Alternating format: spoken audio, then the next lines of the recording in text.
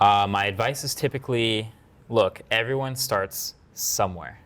And a lot of, when you look at, like, YouTube is clearly the platform to be on if you want to make video. But when you look at YouTube in 2018, it can seem overwhelming, it can seem saturated, it can seem like there's a big barrier to entry. But at the same time, if you're watching this video, you probably have a device with a camera on it. You probably have the ability to talk about something you love to a camera. And if that's what you're after, that genuine connection or just wanting to talk and share what you love with something, with the rest of the internet, just do it.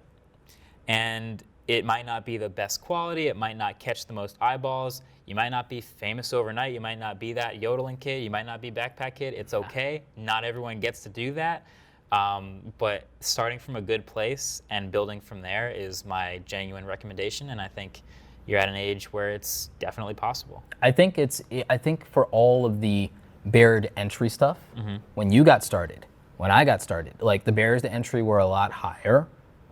Like now, it's usually a given that as a teenager, most people, at least in the US, Canada, UK, and the Western world, you get access to this. Yeah. And this is everything right now. This is more powerful than anything we ever started with. Ever. Way better. That's 1,000 times better than the first camera I ever used. Me Literally. too.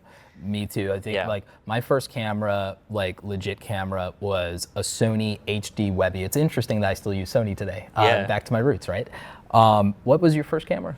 Sanyo ZAC-D CG10. Little pistol grip camcorder about that big, 1080p, really close focus distance. So I could do macro stuff. Had a tripod mount on the bottom. That thing was great. And you're still as enthusiastic talking about it today. Yeah, I love that thing. Yeah, so you always remember your first. Like everyone starts at zero. Everyone starts somewhere, just as Marquez said.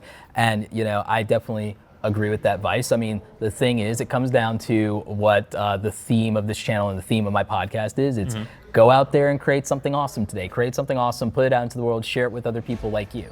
And speaking of which, thank you so much for helping me create something awesome for this audience, man. Yeah, thanks for having me on. Yeah, and thank you so much for sharing. Yeah.